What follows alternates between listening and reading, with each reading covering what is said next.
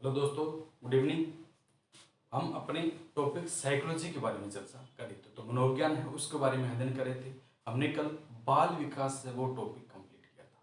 बाल विकास जो आता है वो मनोविज्ञान की विभिन्न शाखाएं, यानी मनोविज्ञान की हमने 14 शाखाएं पढ़ी थी, जिसमें सामान्य मनोविज्ञान है, असामान्य है, तुलनात्मक है, प्रयोगात्मक है, बाल है, किशोर है, प्रौढ़ है, पराह है, पशु है, निदानात्मक है, उपचारात्मक है। इस प्रकार हमने मनोविज्ञान की शाखाएं पढ़ी थी, जिसके अंदर कौन सा आता है कि बाल मनोविज्ञान आता है। बाल मनोविज्ञान के अंदर हमने बाल विकास जो टॉपिक है उसके बारे में संपूर्ण चर्चा की थी। तो बाल विकास के बारे में हमने कहाँ से देखा था कि कोई जो बालक होता है वो जिस प्रकार माँ के गर्भ से आता है, माँ के गर्भ से उत्पन्न होकर एक वृद्ध व्यक्ति बनता है, तब तक उसके विकास की प्रक्रिया किस प्रकार चलती है, कौन कौन से आधार होते हैं, उन आधारों पर क्या है बालक का विकास होता है, इसके बारे में हमने चर्चा की थी। तो बाल विकास से संबंधित क्या विभिन्न प्रकार की अवस्थाओं के बारे में हमने चर्चा की थी। तो पहला हमने चर्चा की थी कि बालक का जो विकास होता है इसमें शिशु अवस्था है, बाल्यावस्था है, किशोर अवस्था है, प्रौढ़ अवस्था है। इस प्रकार हमने इनके बारे में विस्तृत अध्ययन किया था। इसी बाल विकास के अंदर हमने देखा था शिशु अवस्था में किस प्रकार बालक का विकास होता है, मानसिक विकास होता है, सामाजिक विकास होता है और शारीरिक विकास होता है। इसी प्रकार हमने देखा था बाल्यावस्था में सामाजिक और सामाजिक विकास है, मानसिक विकास और शारीरिक विकास होता है। किशोरावस्था में ये प्रक्रिया हमने अपनाई थी। इसके बाद हमने देखा था अभिवृद्धि और विकास में क्या अंतर होता है। तो केवल शारीरिक या बाह्य पक्ष में होने वाला परिवर्तन अभिवृद्धि कहलाता है और शारीरिक और मानसिक यानी बाहरी और आंतरिक दोनों गुणों के समावेश को क्या कहते हैं, विकास कहते हैं। तो इसके बारे में हमने डिटेल से पढ़ा था। दोनों में अंतर क्या था, एक रचनात्मक होता है, एक रसात्मक होता है, यानी एक विवरण सूचक होता है, एक हास्य सूचक होता है। इस प्रकार हमने इसके बारे में डिटेल से पढ़ा था। फिर हमने श्रीमती हरलोक के अनुसार आकार में परिवर्तन है, अनुपात में परिवर्तन है, पुराने चिन्हों का लोप है, नवीनतम चिन्हों का उदय, इसके बारे में डिटेल से पढ़ा। फिर हमने देखा था किस प्रकार जो इसके नियम होते हैं, विकास के नियम होते हैं। परस्पर संबंध का नियम होता है, वर्तुलाकार का नियम होता है, चक्राकार का नियम होता है, एकाग्रता का नियम होता है, एकीकरण के सिद्धांत का नियम होता है। तो इस प्रकार हमने सभी नियमों के बारे में देखा था। इसके बाद इसके प्रतिमान देखे थे, बालक के विकास के प्रतिमान है, अवधारणा है, उनके बारे में चर्चा की थी। फिर हमने देखा था बाल विकास से संबंधित क्या किन किन मनोवैज्ञानिकों ने कौन कौन से सिद्धांत दिए थे, जिसमें हमने देखा था मनोविश्लेषणात्मक सिद्धांत है, सिग्मंड फ्राइड है, मनोलैंगिक विकास सिद्धांत है, सिग्मंड फ्राइड है। और अगर हम बात करते हैं जीन प्याजे का संज्ञानात्मक सिद्धांत है, भाषा विकास सिद्धांत नोम चोम्स्की है, नैतिक विकास का सिद्धांत लॉरेंस कोलबर्ग है। तो इनके बारे में हमने क्या डिटेल से संपूर्ण चर्चा की थी। अब हम कुछ छोटे मोटे पॉइंट रह गए, वैसे तो हमारा मनोविज्ञान कंप्लीट हो गया। मनोविज्ञान के अंदर क्या और पॉइंट नहीं बचते हैं, ये सारे हमने क्या देख लिए। फिर भी क्वेश्चन के माध्यम से इसमें छोटे छोटे क्या पॉइंट जो रह जाते हैं, क्वेश्चन के माध्यम से हम उनके बारे में चर्चा करेंगे। और वहाँ क्या है मैं थोड़ा थोड़ा क्या डिस्क्राइब करूंगा, इस ये बात है यहाँ से ली गई है, तो वहाँ से क्वेश्चन के थ्रू क्या ये चलेंगे। तो क्वेश्चन आते हैं, लैंग्वेज चेंज होती है, लैंग्वेज चेंज होती है क्या है, जो पैराग्राफ है यानी जो पॉइंट है वो बदल जाता है। तो ये अगर इसमें साइकोलॉजी में पढ़ते जाएंगे तो इसमें क्या है डिटेल बहुत ज्यादा हो जाएगी, तो समझ में नहीं आएगी। तो क्वेश्चन के अकॉर्डिंग देखें, जैसे अनुवांशिकता का एक फैक्टर है, जेनेटिक कोड का एक फैक्टर होता है, एक्स एक्स वाई होते हैं, एक्स वाई गुणसूत्रों में क्रोमोसोम होते हैं, जेनेटिक कोड होता है, जाइगोट होता है। तो ये क्या साइंस का एक पॉइंट है, लेकिन साइकोलॉजी में बताया गया। तो इसमें क्या साइकोलॉजी में जोड़ दें तो एक बहुत लंबा चौड़ा पॉइंट हो जाएगा। तो जो क्वेश्चन करेंगे तो उसमें इनमें देखेंगे। अब हम थोड़े थोड़े क्या छोटे मोटे पॉइंट बीच में रह गए थे, उससे संबंधित क्या बातें करते हैं। तो पहला हम बात करते हैं अधिगम, हमने टॉपिक पढ़ा, उसमें क्या अधिगम से संबंधित कुछ विकार होते हैं, यानी बालक किसी भी शब्दों को समझ नहीं पाता है, लेखन संबंधित है, पठन संबंधित है, लेखन व पठन संबंधित है, या गणितीय मामलों संबंधित है। तो कई पॉइंट ऐसे होते हैं जिसको बालक समझ नहीं पाता है, उनसे संबंधित के कुछ आजकल सीधे से क्वेश्चन दे दिए जाते हैं। जैसे कोई बालक है वो भाषा से संबंधित उसे विकार है तो किस नाम से जाना जाता है, अफेजिया है, बुलिमिया है, डिस्ग्राफिया, किसी प्रकार एक पॉइंट दे देंगे तो उसके अनुरूप पूछा जाएगा। तो अधिगम के एक पॉइंट रह गया है जिसमें पूछा जाता है अधिगम संबंधी विकार है, उसके बारे में चर्चा करते हैं। अधिगम हमने डिटेल से पढ़ा, खूब डिटेल से पढ़ा है। अधिगम की अगर बात करते हैं तो व्यक्ति अपनी परिपक्वता से पढ़ते हुए अपने व्यवहार में परिवर्तन या परिमार्जन करते हुए अपनी परिपक्वता की ओर बढ़ता हुआ अपने व्यवहार में परिमार्जन या परिवर्तन करता है, यानी विकास की ओर अग्रसर होता है। हम हैं, आप हैं, जो क्या है परिपक्व हो रहे हैं, उम्र हमारी बढ़ती जा रही है, तो हमें किसी भी प्रकार से अपने व्यवहार में परिवर्तन होता जा रहा है, यानी अपने व्यवहार में हम व्यक्तित्व के अनुरूप अपने परिपक्वता के आधार पर अपने व्यवहार में जो परिवर्तन लाते हैं उसे अधिगम कहा जाता है, लर्निंग कहते हैं या इसे सीखना कहते हैं। इसके बारे में हमने खूब डिटेल से पढ़ा है, लेकिन इसमें एक पॉइंट रह गया था अधिगम संबंधित विकार है, तो उसके बारे में चर्चा करते हैं। तो एक पॉइंट इसमें आता है कि कोई जो बालक है उसे लिखने संबंधित विकार, कोई जो बालक है उसे लेखन संबंधित किसी प्रकार का विकार है तो उसे किस नाम से जाना जाता है। कोई जो बालक होता है वो किसी भी प्रकार से क्या लिखी हुई वस्तुएं उनको समझ नहीं पाता, सही तरीके से लिख नहीं पाता है, तो इसे किस शब्द से जाना जाता है, किस नाम से उसे कहते हैं? इसे डिस्ग्राफिया, यानी किसी की बालक को लेखन संबंधित अवधान है, यानी लेखने से संबंधित उसे समझ में नहीं आ रहा है, सही एक्यूरेट पॉइंट से नहीं लिख पा रहा, जैसे उसे बालक को 6 लिखने के लिए कहा जाता है तो बालक 6 नहीं लिखता है बल्कि 9 लिख देता है।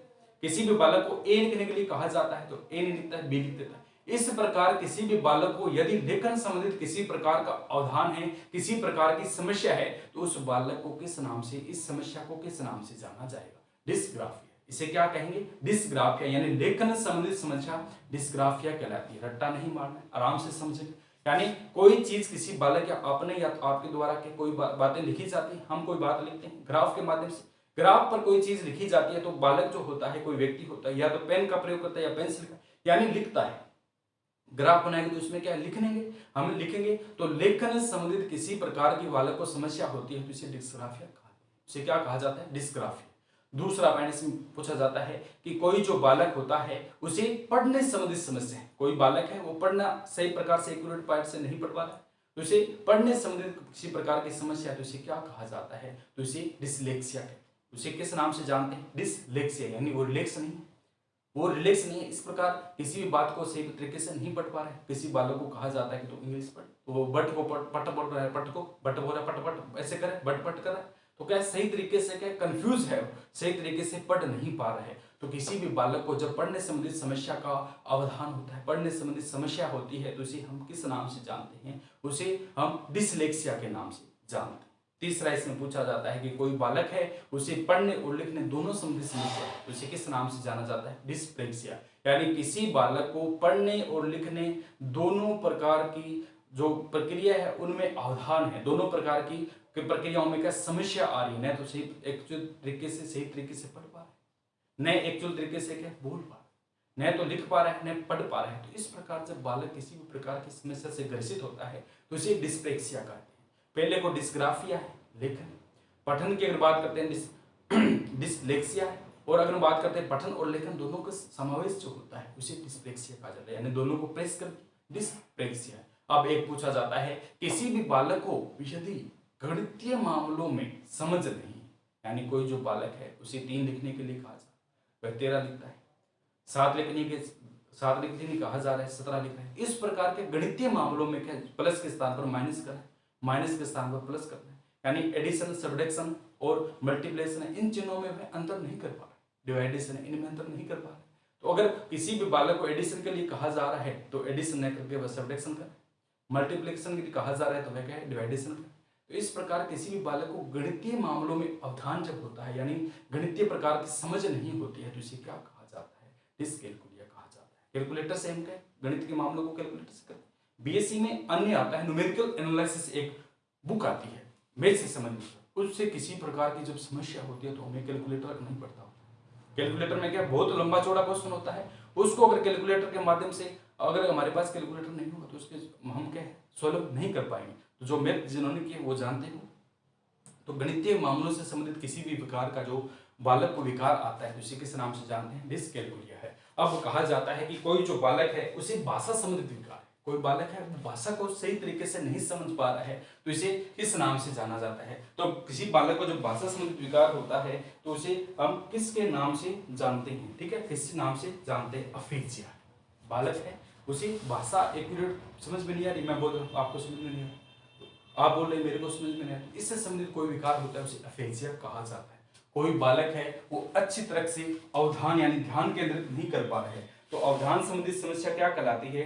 ADHD कहलाती है, यानी एडिशन, अटेंशन डिफिकल्टी होती है। अवधान से संबंधित समस्या को ADHD के नाम से जाना जाता है, यानी अटेंशन में ध्यान केंद्रित करने में कुछ डिफिकल्टी आ रही है।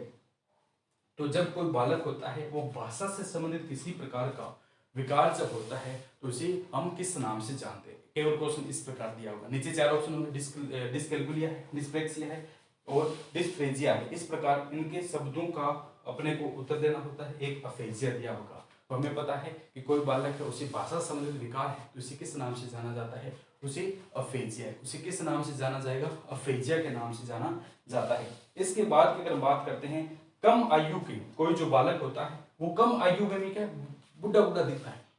कोई बालक को कई बार देखिएगा, कोई अपने आस पड़ोस का कोई बालक होगा, वो छोटी सी उम्र में क्या वृद्ध के रूप में दिखाई देने लगता है। तो इस अवस्था को किस नाम से जानते हैं? इस अवस्था की अगर हम बात करते हैं, इसे कम आयु में वृद्ध के रूप में दिखाई देना कौन सी अवस्था कहलाती है? प्रोजेरिया, प्रौढ़ावस्था होती है। उसी प्रकार के रट्टा नहीं मारना है, कम आयु का बालक है, वृद्ध के रूप में दिखाई देता है। तो जिस प्रकार प्रौढ़ावस्था होती है उसी प्रकार कौन सी होती है? प्रोजेरिया होती है। कौन सा है? प्रोजेरिया होती है। अगर कोई जो बालक है वो जन्म के समय क्या ठीक था, कोई भी बालक है जब उसका जन्म हुआ था उस समय क्या मानसिक संतुलन उसका ठीक था, लेकिन किसी कारणवश से उस बालक को चोट लग जाती है, कोई कारण होता है जिसके कारण उस बालक को चोट लग जाती है, चोट लग जाने के कारण उस बालक का जो क्या है दिमाग है वो संतुलित नहीं रहता, दिमाग में किसी प्रकार का उसका व्यवधान आ गया, तो इस अवस्था को किस नाम से जानते हैं? इसे डिस्फ्रेजिया कहा जाता है। किस नाम से? डिस्फ्रेजिया, है ना, उसका मानसिक संतुलन है वो क्या हो गया है? फ्रीज हो गया है। उसका मानसिक संतुलन किस प्रकार का हो गया? फ्रीज हो गया। डिस्फ्रेजिया, रट्टा नहीं मारना।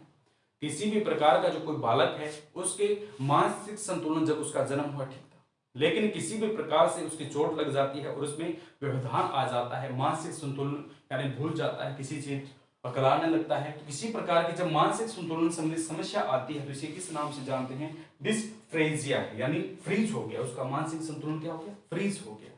और कम आयु में बालक जो होता है वो वृद्ध के रूप में दिखाई देता है, वृद्ध के रूप जैसा एक वृद्ध व्यक्ति उसके रूप में दिखाई देता है, तो इसे किस नाम से जानते हैं? प्रोजेरिया।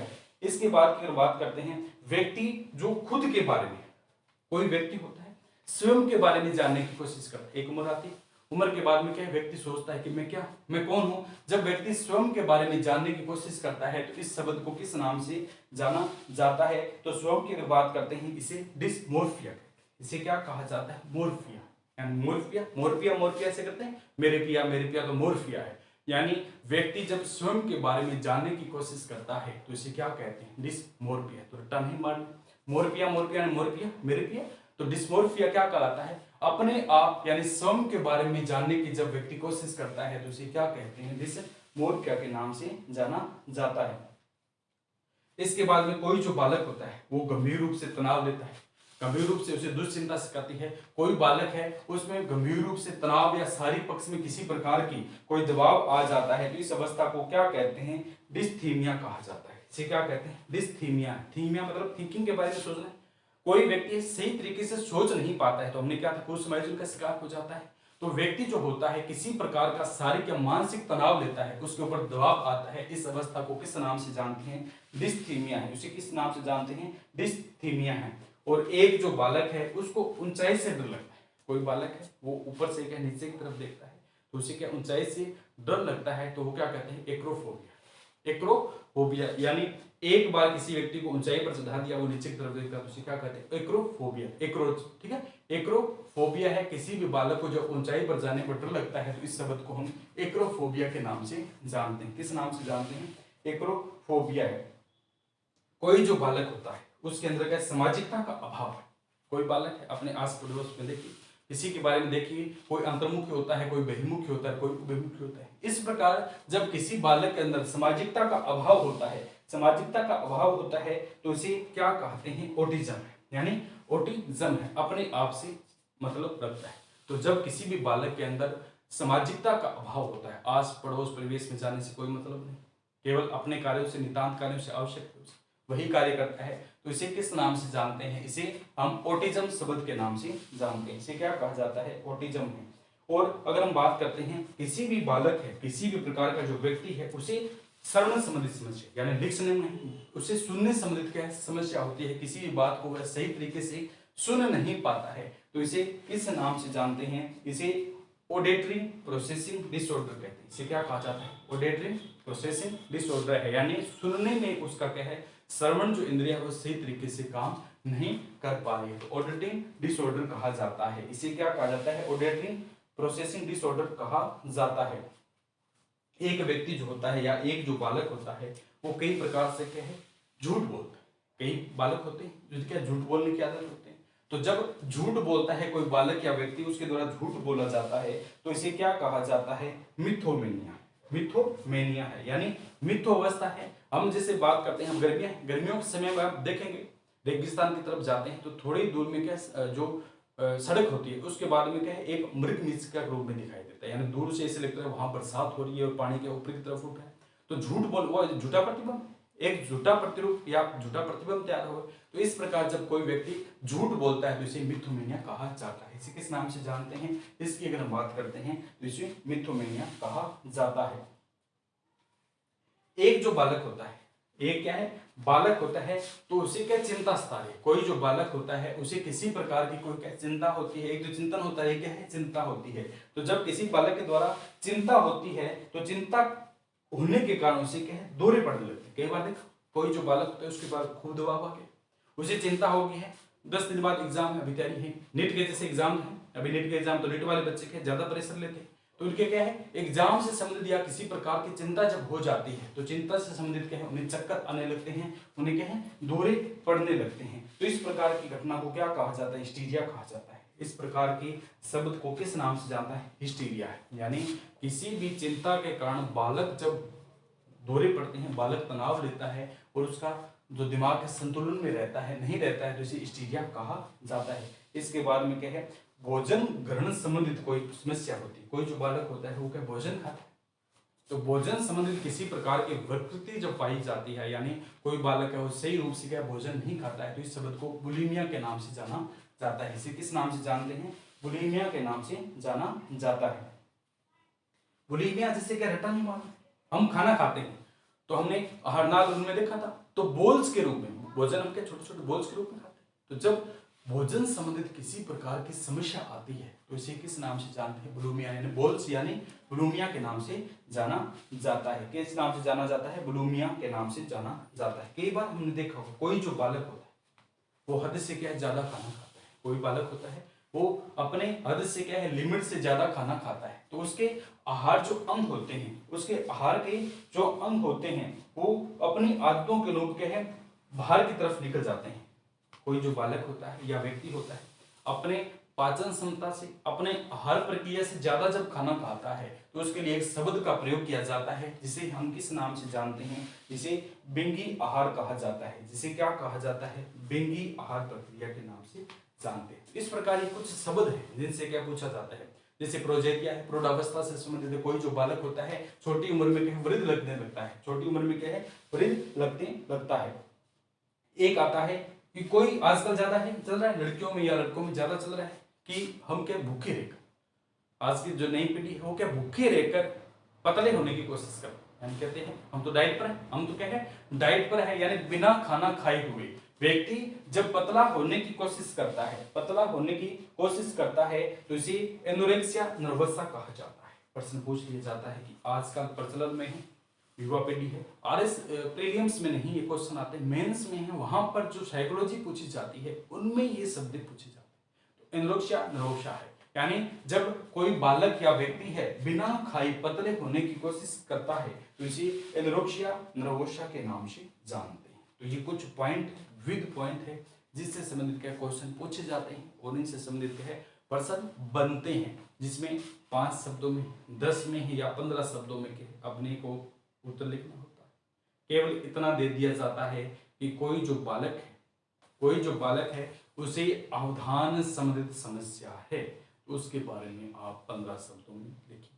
तो हमें पता होगा कि अवधान संबंधित समस्या है यानी उसे अटेंशन डिफिकल्ट है, यानी कोई प्रकार है उसमें सही तरीके से क्या ध्यान केंद्रित नहीं कर, ADHD की समस्या है तो सर्वप्रथम ADHD, उसके बारे में फुल फॉर्म लिखें, उसके बारे में उसमें बताएंगे कि इसमें क्या है, व्यक्ति जो होता है किसी भी कारणवश से जो कुछ वह अधिगम करना चाह रहा है, जो कुछ भी वह सीखना चाह रहा है उसकी ओर सही तरीके से ध्यान केंद्रित नहीं कर पा रहा है, जिससे वह उस बात को सही तरीके से समझ नहीं पा रहा और न समझ पाने के कारण उसके बारे में वह एकाग्र रूप से किसी भी प्रकार का कोई जवाब नहीं दे पाता है। इसी प्रकार आपसे पूछेगा डिस्ग्राफिया, इसके बारे में अपने 20 शब्दों में समझे।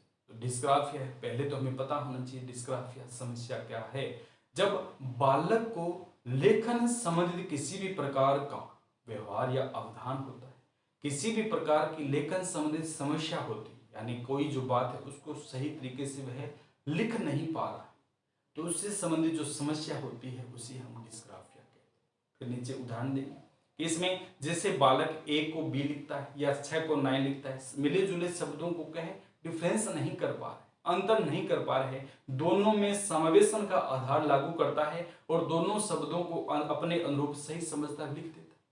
तो इस प्रकार की जब समस्या आती है तो हम उसे डिस्ग्राफिया के नाम से जानते हैं। इसी प्रकार पूछा जाएगा आपसे कि कोई जो बालक है उसे पढ़ने संबंधित समस्या है, उसके बारे में आप बताएं किस नाम से इसे पुकारा जाता है। तो पढ़ने संबंधित समस्या होती है तो इसे डिसलेक्सिया कहते हैं, यानी कोई बालक है किसी शब्द को सही तरीके से नहीं पढ़ पा रहा है, बट को बट पढ़ता है, एंड को और पढ़ता है, इस प्रकार के मिलते जुलते शब्द इसमें भी होते हैं। तो इसमें क्या बी को पी को बी है, अन को अम है, अम को अन है, इस प्रकार किसी प्रकार से वो पढ़ने संबंधित विकार उसमें जब आ जाता है तो उसे हम डिसलेक्सिया के नाम से जानते हैं। और उसमें क्या साइकोलॉजी के माध्यम से उसके पठन विचार में जो पढ़ने की प्रक्रिया उसमें क्या शिक्षक और शिक्षक के जो सहयोगी है वो विभिन्न शिक्षण विधियां या विभिन्न अन्य सामग्रियों के माध्यम से उसमें क्या परिवर्तन लाते हैं। इसी प्रकार पूछा जाता है कि कोई जो बालक है उसे गणितीय अवधान है, यानी गणितीय प्रकार की समस्याएं हैं, तो इसे किस नाम से जाना जाएगा। तो गणितीय प्रकार की समस्या तो इसे हम डिसकैलकुलिया के नाम से जानते हैं, यानी कैलकुलेटर से संबंधित है। और कोई जो बालक है छोटी उम्र का बालक है वो वृद्ध दिखाई देता है, तो उसे किस नाम से पुकारा जाएगा, उसे किस नाम से कहा जाएगा। तो प्रोजेरिया के नाम से इसे हम बताते हैं, प्रोजेरिया कहा जाता है। तो जन्म से कोई प्रकार का जो बालक है वो ठीक था, लेकिन उसे किसी प्रकार से चोट लग जाती है, बाद में उसकी मानसिक विकृति का संतुलन में नहीं रहती है, यानी मानसिक प्रकार की जब विकृति आ जाती है, जो जन्म के समय ठीक था लेकिन बाद में किसी कारणवश से गिर गया या किसी ने चोट पहुंचा दी, तो इस प्रकार की जब समस्या आती है तो इसे हम डिस्फेसिया के नाम से जानते हैं।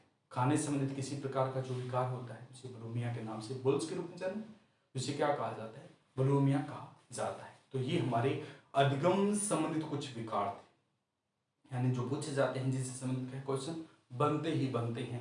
यानी कोई जो बालक होता है उसमें अगर सही तरीके से वह अधिगम नहीं कर पाता, पढ़ने में है, लिखने में है, गणितीय समस्याओं में, बोलने में, भाषा संबंधित है, तो उनको किस नाम से जाना जाता है और उनको कहे मनोवैज्ञानिक किस आधार पर इसका वर्गीकरण करते हैं। तो इसके बारे में था, बाकी कोई छोटे मोटे पॉइंट है वो बीच बीच में क्या फिर मैं रूटीन में लाता रहूँगा। तो ये क्या अधिगम में एक छोटा सा पॉइंट रह गया था जिसके बारे में हमने क्या चर्चा कर ली है। अब और देखेंगे छोटे मोटे पॉइंट है वो बच गए तो उनके बारे में अगली क्लास में क्या चर्चा करेंगे। ओके दोस्तों, आज के लिए इतना। Thank you.